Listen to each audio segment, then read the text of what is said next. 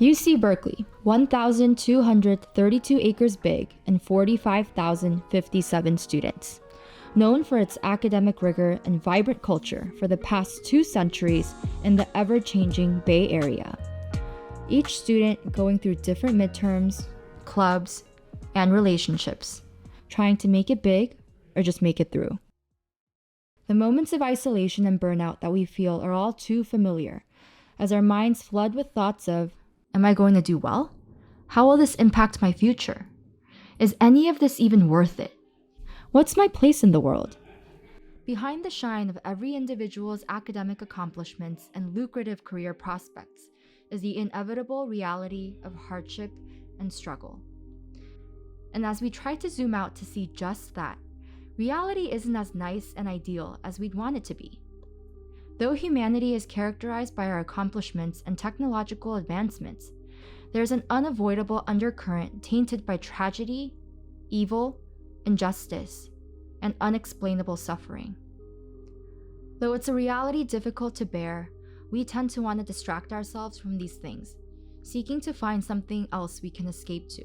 After all, why bother worrying about all of this, when life still lends itself to excitement through friends, romance, or new experiences?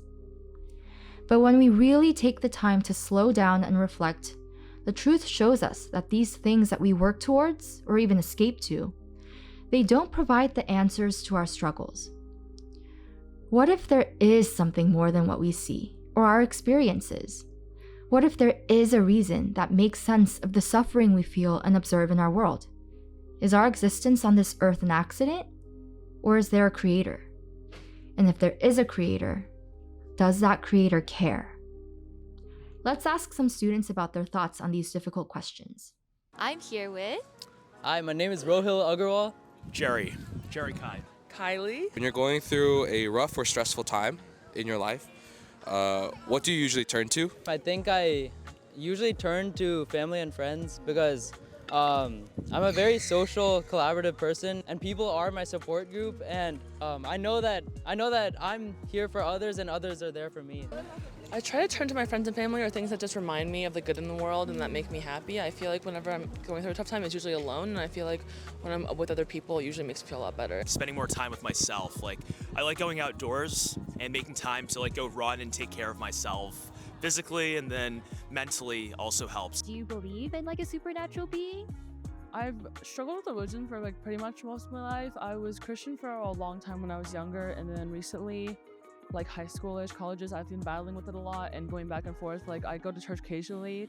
I want to believe in something supernatural, but I'm not sure if God is the right word for it right now. But I've struggled with it a lot. I do believe in a God, and I still think I'm figuring out which one that is. And I have gone to Christian ministries, and I've dabbled and explored a lot in Buddhism as well. But I think there's still more questions to be asked, and I think I'm still formulating what that idea would look like for me. Personally, I'm not too religious, but I do think that for many people, believing in God is a form of hope.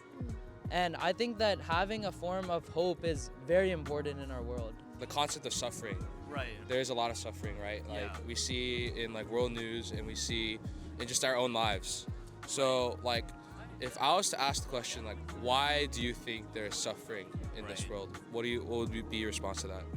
I think it's inevitable. I think it's an inevitable part of being human, in that without suffering, there wouldn't also be joy and elation and ecstasy. But I do think, suffering is just part of being human, and through multiple life experiences. I think that it's largely a mentality thing and a way that you look, or your outlook towards life, where you can take a situation and spin the bars and look at it in a good way, I think, in many situations. If you do think that there are these kind of greater powers at play, what do you think their relationship is towards us, as people? Do you think they care about us, or they kind of just let us loose, or that kind of thing? Yeah, I do think that this, whatever energy or God that it is positive, and it's here for us, not against us. And that's why it's blessed us all with such an amazing world where I can look around and see many smiles.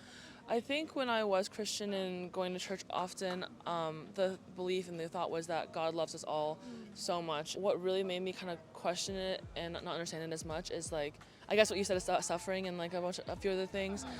I work as an EMT right now, so I see like a lot of disease and like just awful things, and I'm assuming that it's the control of God because it's always like God was all powerful and all good, and that kind of just conflicted with me because I don't understand how someone all powerful can inflict so much damage. I hope that there isn't an all powerful God, because if there was, I don't know how I would feel like I would have trouble believing and trusting and loving in a God like that because of how much I've seen and experienced and how much pain and suffering there is. And I think it's just hard for me to believe that God cared so much for us if he was all powerful, you know?